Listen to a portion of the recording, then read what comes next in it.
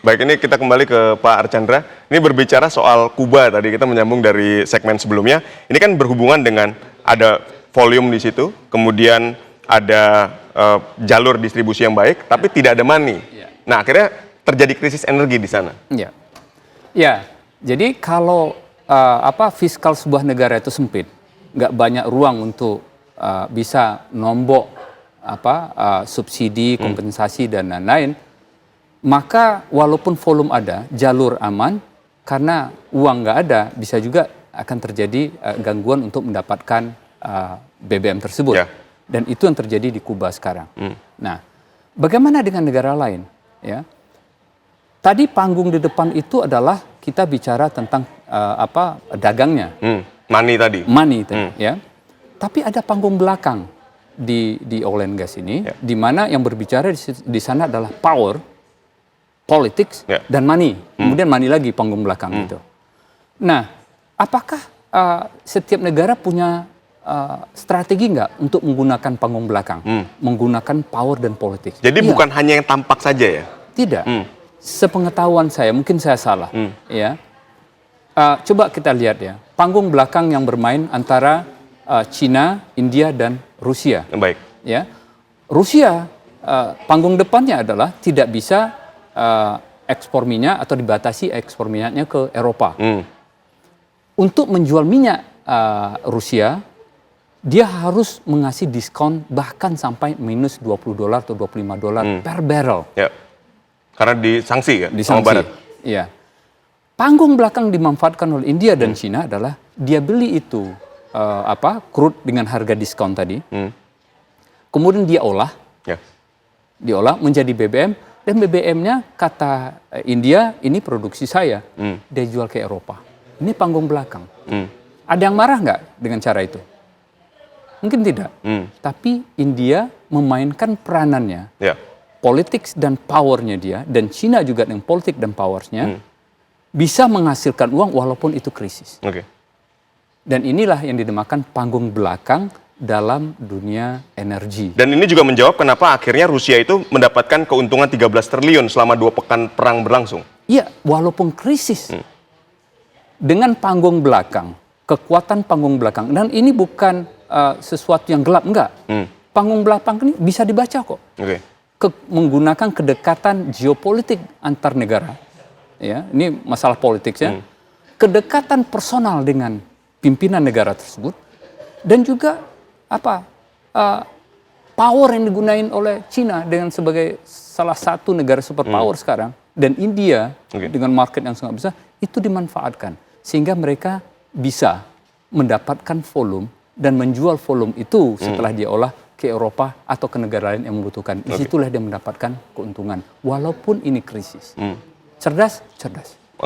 Baik, China ini kan tidak hanya memanfaatkan politik, power, dan money atau ekonomi tadi. Nah, dia juga memanfaatkan kekuatan teknokratik tadi. Nah, mungkin bisa dijelaskan. Nah, jadi kita bicara tadi energy security by military, itu Perang Dunia Kedua, by politics yang tadi mengganti pimpinan nasional, menguasai volume, menguasai jalur perdagangan.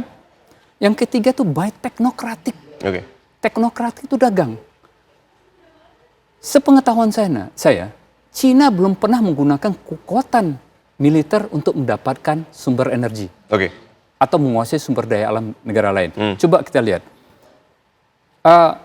Venezuela, benar, strategi yang digunakan Presiden Trump adalah mengganti pimpinan nasional. Sehingga oil yang ada di sana bisa dikuasai. Tapi China secara diam-diam sebelum itu terjadi, China sudah memberikan bantuan untuk membangun jalan, infrastruktur ke Venezuela. Dengan perjanjian siapapun yang memerintah di Venezuela, maka dia wajib membayar ini lewat oil ke China. Jadi ekspor Venezuela selama ini salah satunya ke China sudah berlangsung. Sewaktu Presiden Trump mengatakan, ini akan kita produksi lebih, apakah China marah? Enggak. That's good. Dia bilang bagus. Karena dia akan dapat juga. Akan dapat minyak. Itu dengan Venezuela. Bagaimana dengan Iran? Juga sama. Jadi selama ini China membangun infrastruktur dan lain-lain di Iran dengan barter minyak crude ke China. Dan di situ China tidak menggunakan SWIFT sebagai cara untuk mentransfer pembayaran, tapi menggunakan apa yang dinamakan dengan cross border interbank payment system. Yeah. Jadi dia menggunakan pembayaran sendiri. Caranya bagaimana? Jadi kontraktor Cina membangun jalan, jembatan dan lain di Iran. Yeah. Kemudian Iran ekspor oilnya ke perusahaan oilnya Cina. Kemudian perusahaan Cina ini yang membayar dengan yuan ke kontraktor di Cina. Kita balik ke Selat Hormuz lagi yang tadi menguasai jalur 20% dan dampaknya akhirnya ke Asia saat ini. Dan coba kita lihat, yang pertama yang diperbolehkan untuk lewat Selat Hormuz siapa? Crude atau kapal-kapal Cina. Yeah. Dan itulah barter dari sisi teknokratik karena Cina sudah membangun infrastruktur dan untuk membayarnya menggunakan minyak, crude. Dan itulah kapal-kapal itulah salah satu cara untuk membayar apa yang sudah dibangun Cina ke Iran. Baik. Lalu dampaknya untuk Asia saat ini, karena kan kita juga banyak mengambil misalnya dari Arab Saudi misalnya, kemudian dibatasi jalurnya, sehingga akhirnya kan berdampak ke Indonesia saat ini. Secara langsung berdampak, ya. Salah satunya adalah kilang Cilacap. Itu dari dulu menggunakan crude dari Arab Saudi, Arabian Light Crude (ALC). Itu dari Arab Saudi. Kemudian kita juga punya beberapa crude juga dari kawasan itu, ya. Apa yang lebih terdampak lagi? LPG. Yeah. Jadi LPG kita itu berasal kebanyakan dari kawasan Teluk ini, ya. Bisa jadi Arab Saudi, bisa dari UAE atau Qatar dan lain-lain di kawasan ini. Dan untuk mengganti LPG, karena kita bersaing dengan India, yang juga membutuhkan volume LPG yang besar, dia konversi juga untuk masak mereka juga menggunakan LPG.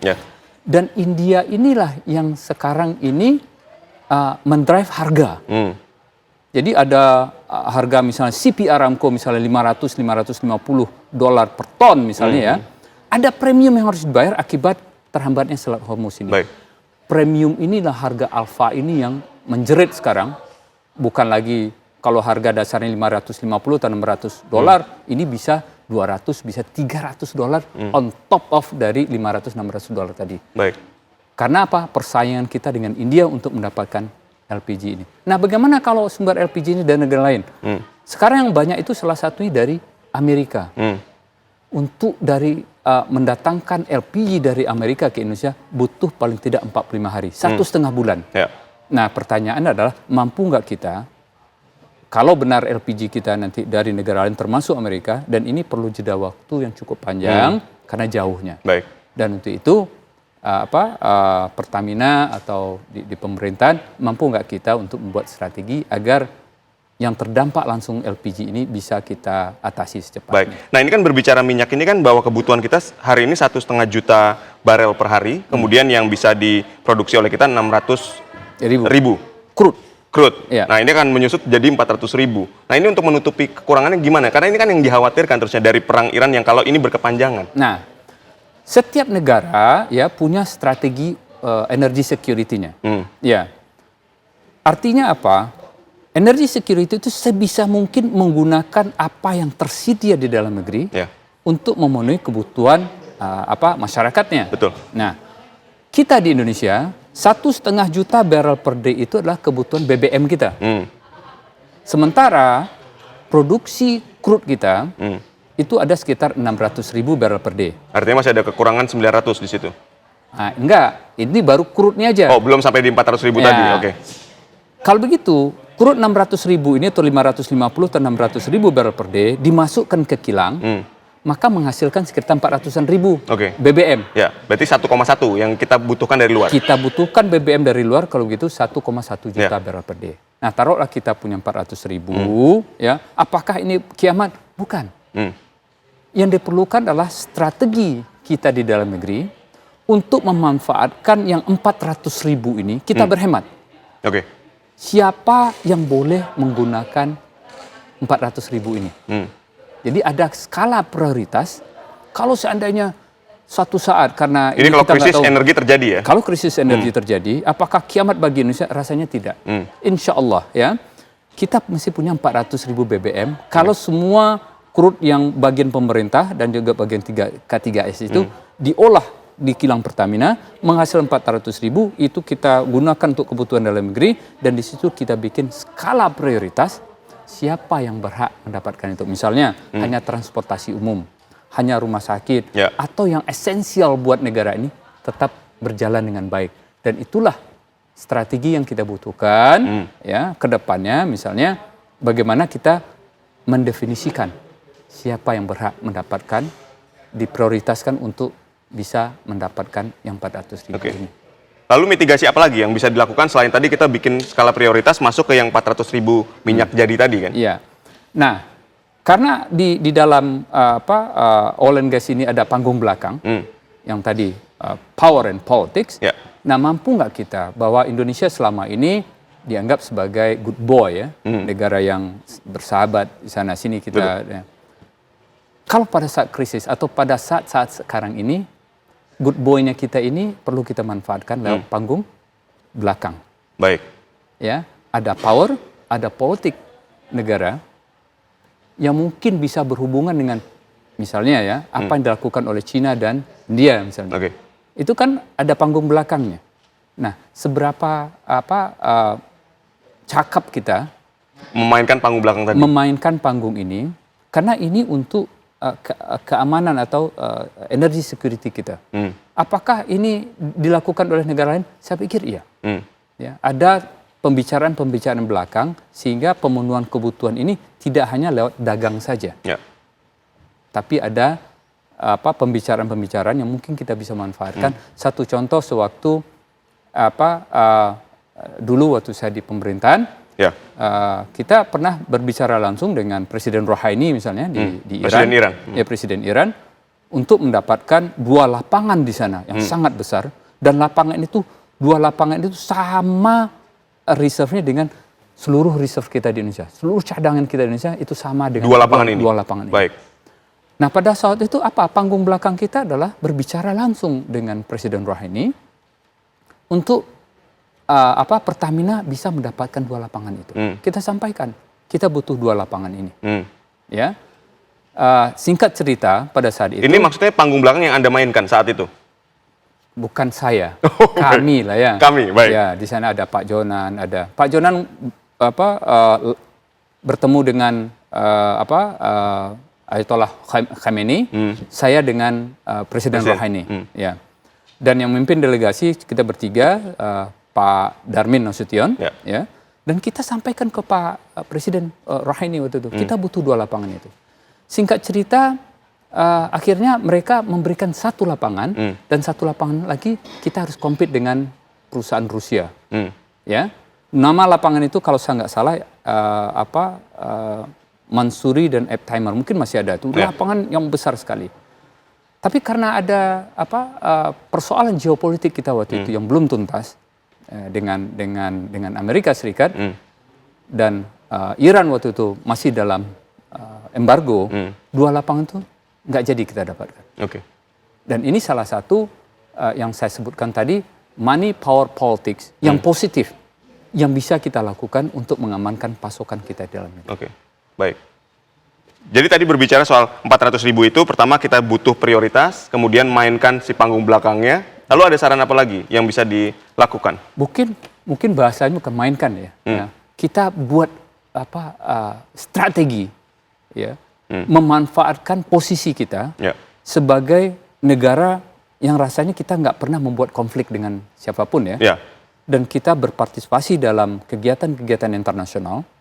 Itu adalah leverage kita yang mungkin bisa kita manfaatkan untuk mendapatkan volume lewat panggung belakang. Baik. Selain itu apa lagi yang bisa dilakukan supaya tidak ada kepanikan? Kan ini yang jadi sorotan saat ini, bahwa ketika ini berkepanjangan, perang ini berkepanjangan, harga minyak per harinya, per barelnya mencapai lebih dari $100 per barel. Ini kan tentu dampaknya ke Indonesia. Lalu apa supaya masyarakat ini tidak panik? Nah, kan ada 3 hal lagi ya dalam dagang minyak ini. 2 yang kita tahu, 2 yang kita tidak tahu, 1 yang kita tahu. Ya. Yang kita tidak tahu itulah kapan naiknya harga minyak ini. Kapan turunnya kita nggak tahu. Berapa naiknya berapa turunnya kita juga nggak tahu. Yang kita tahu kalau dia naik maka suatu saat dia akan turun. Ya. Kalau dia turun suatu saat dia akan naik. Kita tidak bisa bergantung dengan itu. Dengan 3 ini kita tidak bisa bergantung. Strategi kita di korporasi, di perusahaan atau di negara misalnya ya, yang bisa kita lakukan adalah kita bersepakat jauh-jauh hari. Mungkin kalau sekarang bisa kita develop itu kesepakatan ini. Apa kesepakatan kita? Kalau minyak ini naik, karena kita nggak bisa men-timing kapan naik, kapan turunnya. Kalau dia naik, kita akan mengerjakan 1, 2, 3, 4, 5.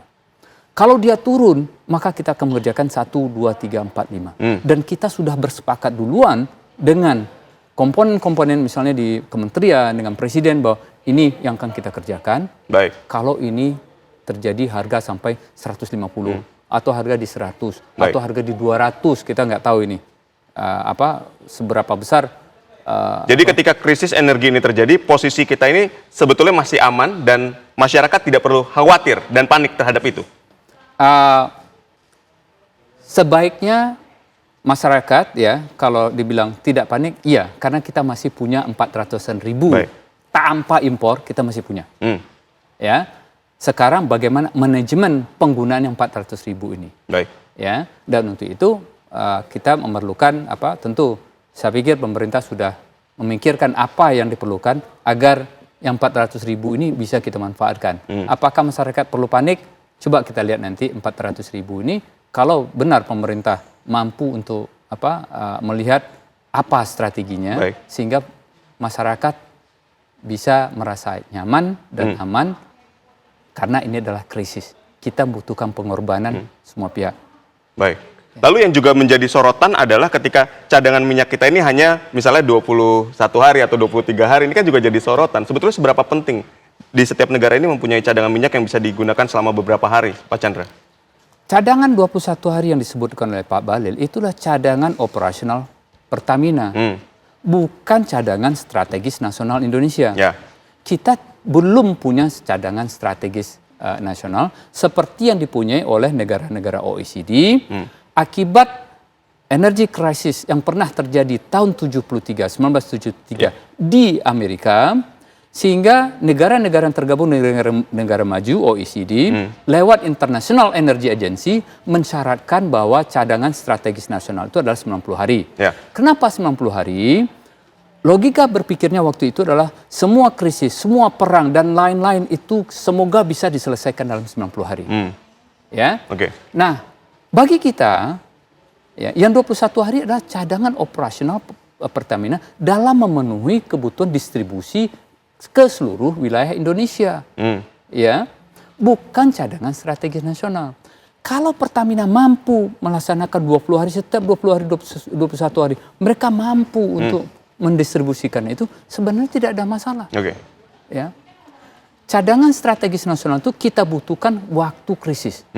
Kalau tidak krisis, kita nggak butuh cadangan strategis nasional. Dan untuk itu, karena biayanya mahal, nah boleh nggak kita bikin strategi yang 90 hari itu, kalau 90 hari ini duit terbenam di sini, nggak bergerak, duit mati. Berapa biayanya?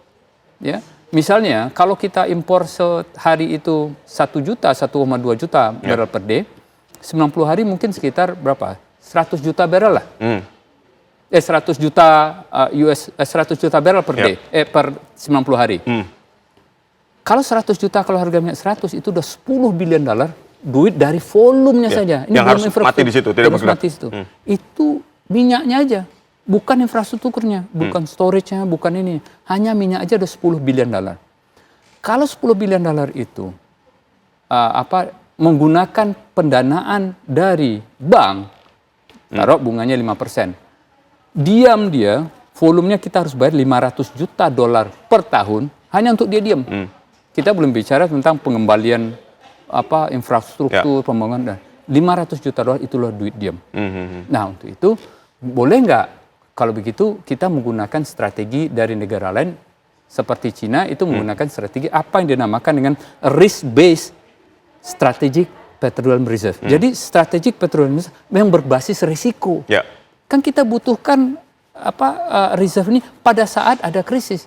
Kalau dia tenang-tenang aja butuh nggak reserve ini? Nggak. Baik. Tapi di negara maju, dia nggak mau mengambil risiko itu.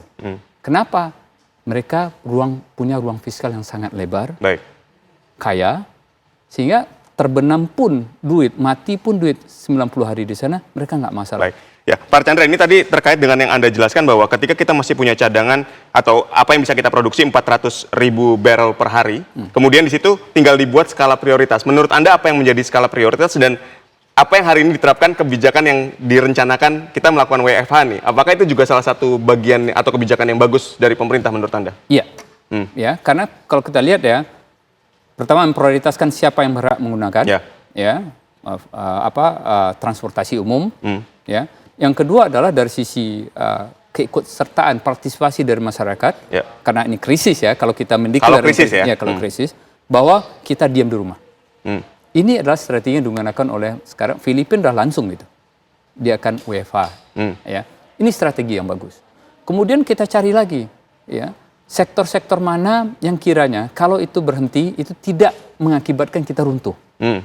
Nah kita cari itu, dan itulah strategi tadi yang satu, kalau di harga minyak naik, kalau harga minyak turun, 1, 2, 3, 4, 5 kita udah sepakat, nggak debat lagi gitu. Kalau ini terjadi, otomatis ini akan kita kerjakan, tinggal pencet, tek, ini kita kerjakan. Kita nggak debat lagi, nanti debat sini, debat sana, ya. Sementara masyarakat masih membutuhkan kehadiran negara untuk pasokan energi di seluruh Indonesia. Baik, WFH ini jadi menurut Anda adalah kebijakan yang tepat, dan kalau kita lihat secara hitung-hitungan berapa kita bisa sebetulnya berhemat per hari BBM ketika misalnya diterapkan WFH ini?